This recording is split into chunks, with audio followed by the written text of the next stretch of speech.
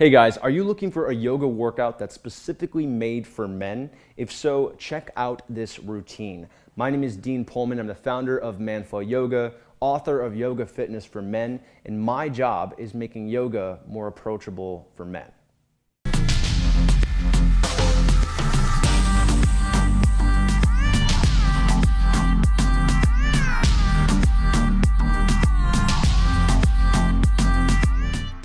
All right, guys, so as mentioned, this is a Yoga for Men workout. That doesn't mean that you can't do it if you're a woman. It just means that we're going to be speaking more to men, which means the anatomical differences between men and women. We're also going to be talking about modifications for men who are less flexible, and I'm going to be talking about the more common mistakes made by men due to, again, the differences between men and women. Women tend to have more center of gravity in their hips and their core area. Men tend to rely more on their shoulders and their upper body. So I'll be addressing that in this routine.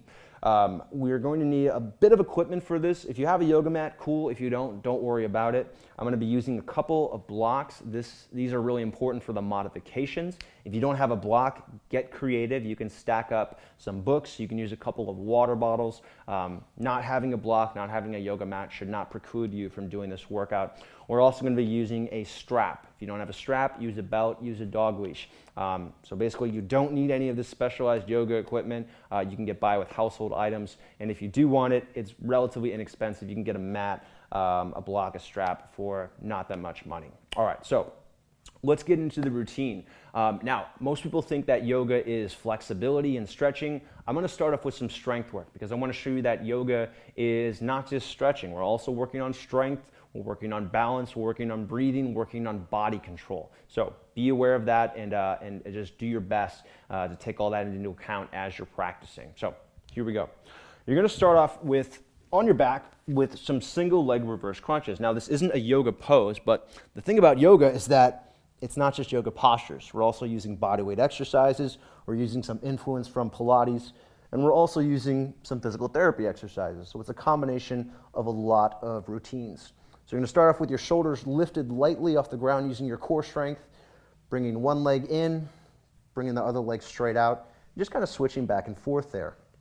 If you want to make this more or easier on your neck, you can bring your head all the way down and just start off with these single leg reverse crunches. One leg squeezing in, the other leg going out. And start integrating your breath here. You're going to exhale to squeeze the knee in. Inhale to switch, exhale to squeeze the other leg in. So as we're doing this, you're going to feel your core and your hip flexors working. You shouldn't feel any strain in your lower back. If you do, bring your leg a little bit higher. Don't bring it quite so close to the ground. And again, you can keep your head and your neck relaxed on the ground, or you can lift your shoulders using your core strength to get a little bit more core activity. And this is just a nice, easy way to warm up, making sure that your back feels good throughout the routine. All right, go ahead and stop that. Plant your feet on the ground. Pull your shoulders forward using your heels. Press down through your feet. Squeeze your butt, and then lift your hips off the ground into a bridge. Now here I want you to focus on hip strength. Okay, we're not just puffing the chest out and arching the back. I want you to instead use your hips to lift. So you want to squeeze your butt cheeks together. Push down through your feet, squeeze your thighs, pretend like you're holding something between your inner thighs. And again, using your glutes, using your hamstrings, pushing down through your feet here to support yourself. Okay, the biggest error that I see here is people try and make this a contest. They try to get as high as they can, they arch their back, they pinch their lower back, and they're missing out on engaging their glutes, which is really the best benefit of this exercise, is that we're working on your glutes. So focus on your butt, focus on your thighs, keep your lower back relaxed. It helps to also think aiming your pubic bone at your face. So you want to have a slight posterior tilt here. That's going to help to maximize your glute engagement. So again, posterior tilt means kind of rounding your back, better glute engagement.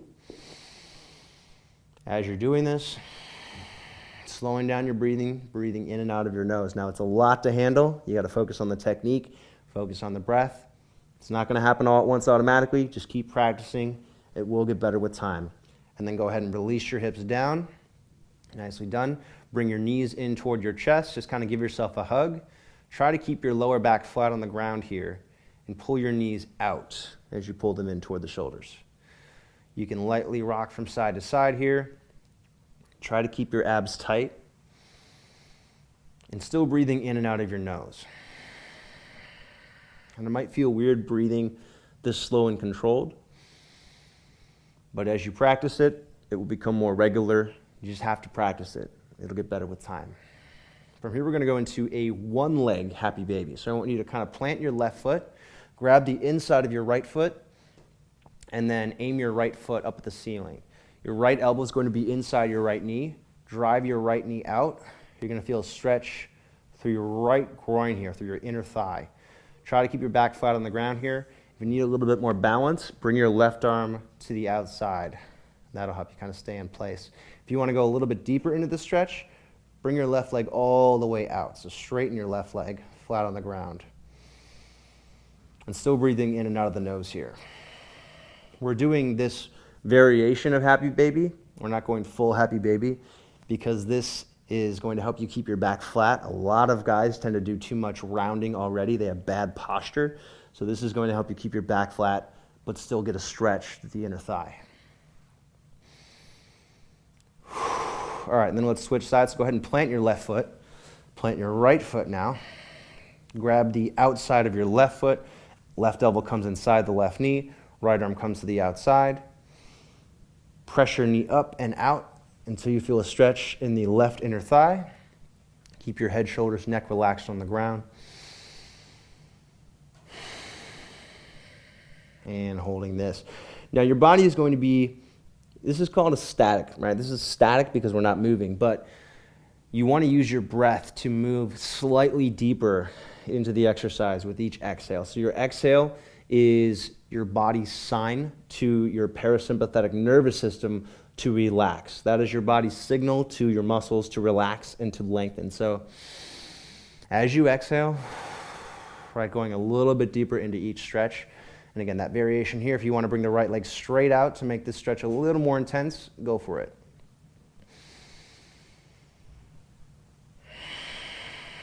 So stretching your inner left thigh here, this is relieving tension from the knee. It's also relieving tension on the lower back.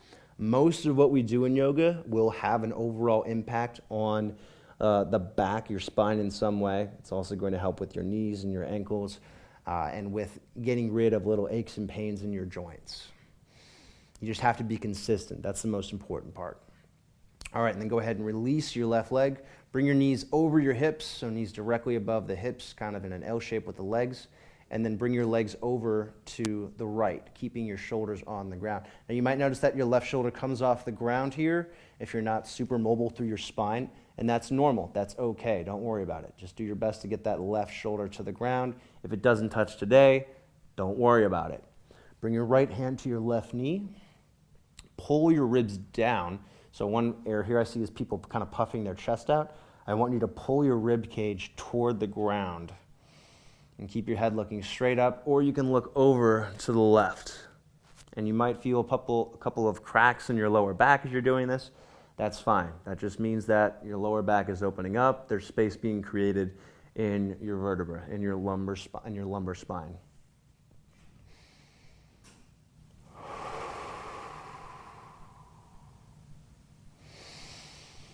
And notice that I'm breathing really slow and controlled as I'm holding this. You can feel the stretch through the outer hip, through the lower back. And if your chest is tight, you also might be feeling this through your left pectoral muscles.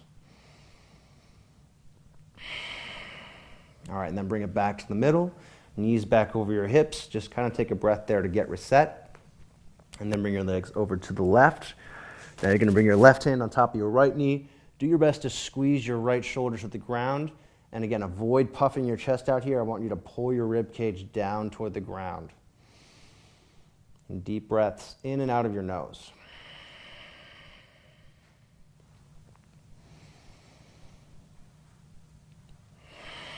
If you want to look over to the right with your head, that's going to add a little bit of a twist through your cervical spine, through your neck.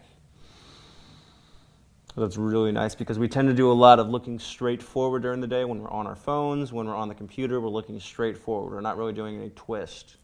So part of what we do in yoga is trying to counter what we do during the day, right? So we want to do positions that are the opposite of what we do while we're sitting or while we're inactive. So you're going to find a lot of counter movements in yoga, or at least in a good yoga routine. All right, and then bring it back to the middle. And from here, we're going to sit up and take it into a tabletop position. So tabletop, your hands are going to be under your shoulders, planted under your shoulders. Knees are going to be under your hips. And the first exercise here is a CatCow. So this is a very basic but very essential exercise for spinal mobility. You're moving from an arched position as you inhale to a rounded position as you exhale.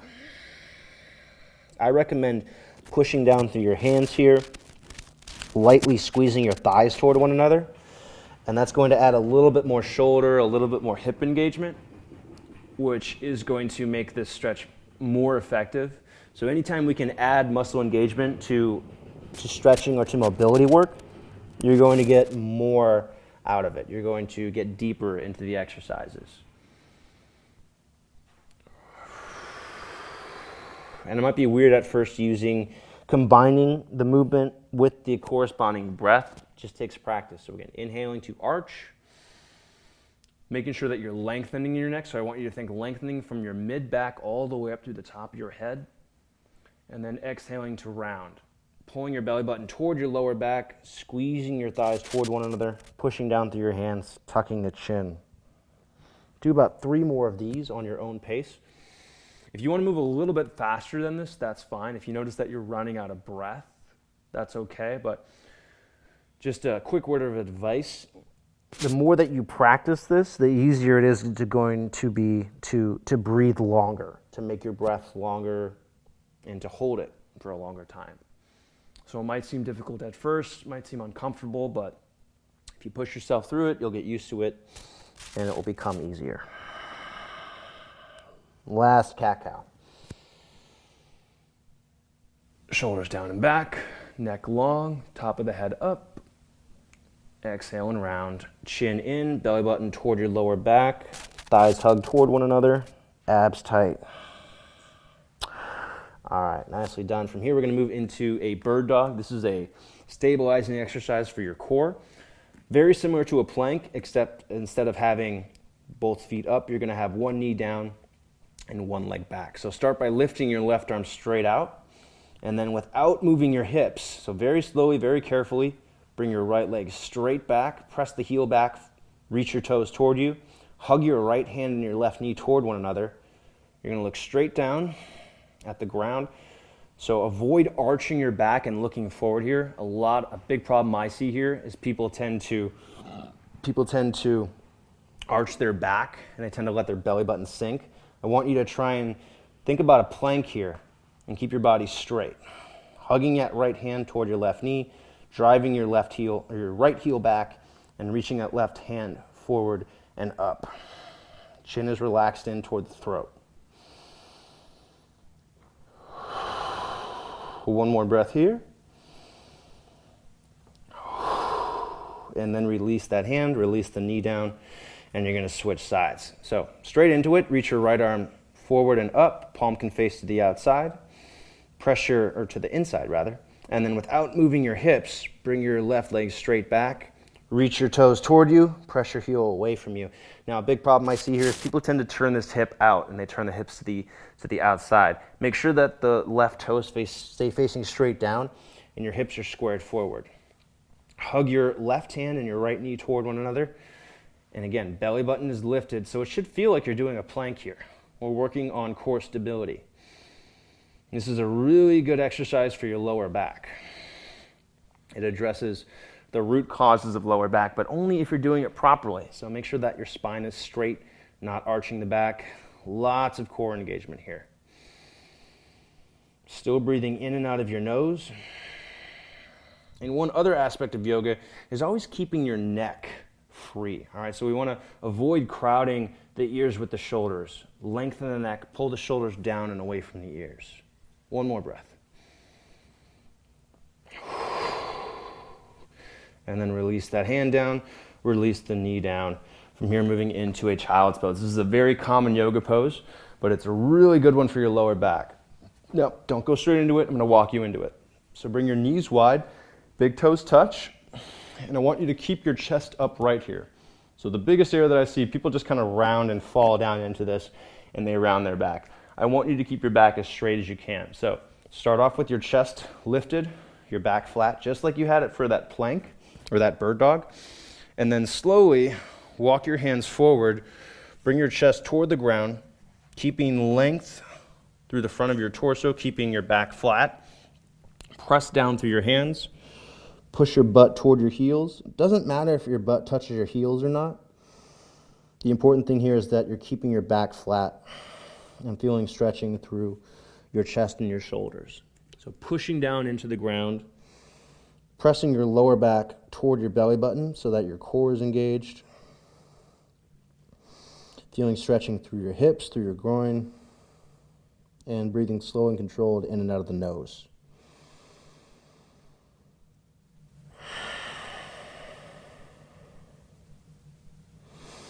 So we're going to feel some release of tension here again through your shoulders, through your hips, through your lower back. This is a really good restorative pose. And by restorative, I mean it's a recovery exercise.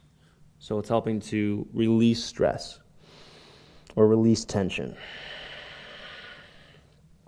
You can make it a little more active by straightening your arms and hugging your arms toward one another. So without moving your hands at all, just pretend like you're holding something between your arms. And that will add a little bit more of a shoulder strengthening element to this. And that's going to help with shoulder mobility, and that's going to help with posture, getting rid of or preventing injury in your shoulders as well. All right, from here we're going to move into a needle thread. So without really moving your left hand that much, I want you to slide your right hand through your left hand and your left knee. Try to relax onto the back of your right shoulder and then look over toward the left. This is called needle thread. Press the back of your right arm into the ground and then lightly pull your right shoulder back toward the right, just until you feel a stretch through the inside of your right shoulder blade. So kind of keeping your butt back like we did for child's pose, keeping your left hand planted. So we've got a little bit more of a strength element for the left shoulder here. And then this is a really nice stretch for the inside of the shoulder blade. So if you have neck pain, if you have shoulder tension, this is a really nice one for that. Try to keep your shoulder down away from the ear. We don't want to create additional stress in the shoulder. As you exhale, you can work deeper into this.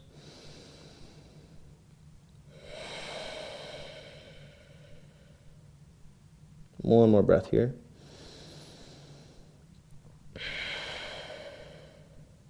All right, and then go ahead and plant your right hand back where you had it for child's pose.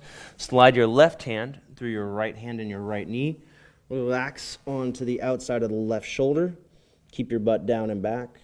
Lightly pull your left shoulder back toward the left until you feel that stretch in the inside of the shoulder blade. Make sure that shoulder is pulled down and away from the ears. And the left side of your head should be relaxing on the ground here. And breathing deeply. So especially in these kind of twisted positions, it's difficult, or it's more difficult to breathe. If you can continue to breathe deeply here, it's going to tremendously help your mobility. So continue to breathe deeply here, even if it's a little bit uncomfortable. Again, discomfort's okay. It's just we want to avoid pain. So working into discomfort is how we start to get stronger, as long as it doesn't hurt. And the breath is important for helping to tell your body, hey, it's okay, we're just stretching, you're not hurting yourself.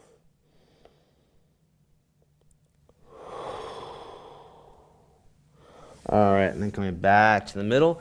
Nicely done. We're going to move into a lunge from here. So I'm going to have you grab your 2 blocks, place them on either side toward the front of the mat.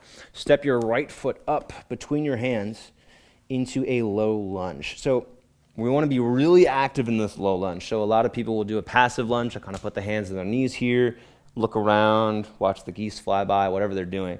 So here I want you to do, we're not going to do that. We want to be really active. So we want to work on strength. We also want to work on flexibility here. So push down through your right foot. It actually helps if you hover the left knee at first. Then you kind of understand how much your right leg should be working. And then set that left knee down. Don't dump all of the weight into your left knee. So we're kind of putting more of the weight in the hip, resting a little bit into that left knee, but not putting your full body weight and dumping it there. Squeeze both glutes. So I want you to squeeze your right glute, squeeze the back of your left hip, so your left glute, and you'll feel a stretch through the front of your left hip flexor. A lot of people, when they have back pain, they want to do a forward fold, which means kind of reaching down and touching your toes.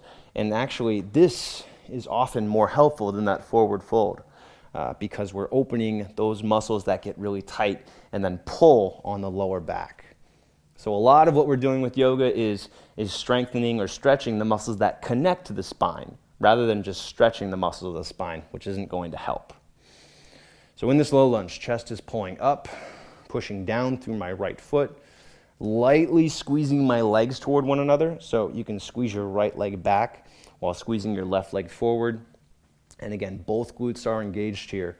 It helps to use the blocks at first just to kind of understand that you want to keep yourself lifted here. We don't have to work on the balance as much. And if you need a little bit of support to take the weight out of the knee, you've got those blocks there. Notice that as you exhale, you can relax deeper into this stretch. I say stretch, but it's also a posture, it's also strengthening. So we're doing more than just stretching here. We're going to move into a half split. So I want you to move the blocks back about a foot. Okay, blocks come back about a foot.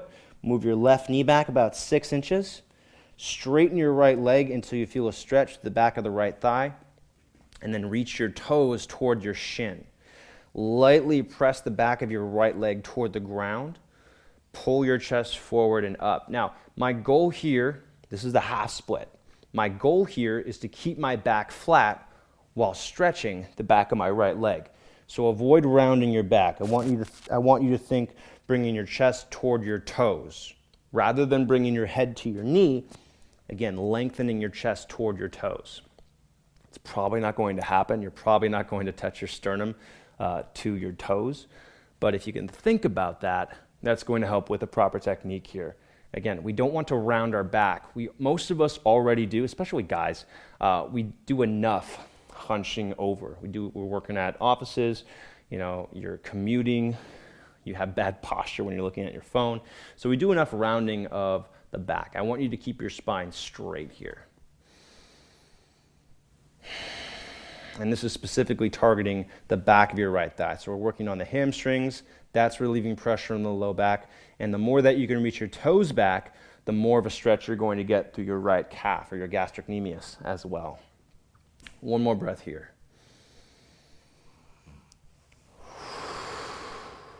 All right, and then release. And switch sides, going to a low lunge with your left leg forward. So as you can see, using the blocks is really helpful because it allows us to, instead of rounding forward, we're able to get better posture and stay tall. So using the blocks, low lunge, left leg forward. Push down through your left foot. Put that weight into your left hip. Again, it might help to hover that right knee for just a few seconds. Just kind of shifting that weight, getting your left glute working here, getting the thigh working, and then slowly setting it back down. Squeeze your right glute. That's going to pull open your right hip flexors. When one muscle engages, the antagonist muscle stretches. So when one muscle shortens, its opposite lengthens. So we're using that concept here. We're engaging or we're shortening the glute to help lengthen the hip flexor. So in that way, flexibility is strength work too, because in order to flex one side, right, or in order to extend one side, we are shortening or strengthening its opposite muscle or its opposing muscle group. So chest is lifting up, resting my hands on the blocks, legs squeezing toward one another, so that left foot squeezes back, my right leg squeezes forward, and keeping the glutes engaged here. So really squeezing through both glutes, not just through my left one, but also through my right.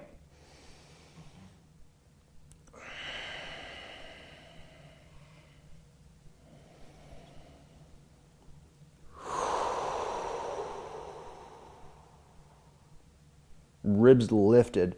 So one other common error that I see is people tend to get lazy in a low lunge and they collapse through their chest. I want you to think pulling your ribs up away from your hips. That's going to help you build core strength when you're in this. One more breath. All right, and then moving to the half split. So you're going to move the blocks back about 1 foot. You're going to move your right knee back about 6 inches, and then shift your hips back, coming into a half split. So here I want you to start with your leg bent. So you want to make sure that you're not just going to the straight leg and then rounding your back. You want to bend your knee. Hey, Tron, come over here, buddy. You want to make sure that you're bending your knee so that you're not rounding your back. So bend the knee, pull your chest forward and up, and then as your flexibility allows, then you can straighten your leg until you feel a stretch. But always start with the straight spine and bent legs, and then straighten your legs from there. Again, if you want to get more stretching through your calf, you can reach your toes further back toward the shin. And most of us do have a lack of calf mobility because of the shoes that we wear, because we're not stretching our ankles enough. Our legs are always bent because we're sitting down. So you probably have tight calves. Push yourself a little bit, reach your toes back toward your shin.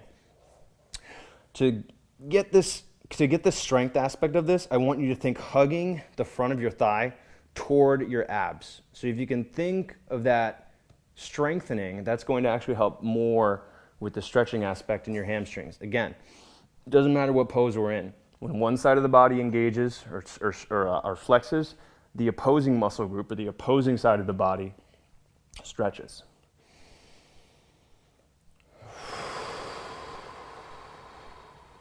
Couple breaths here. Keeping your chest going forward and up.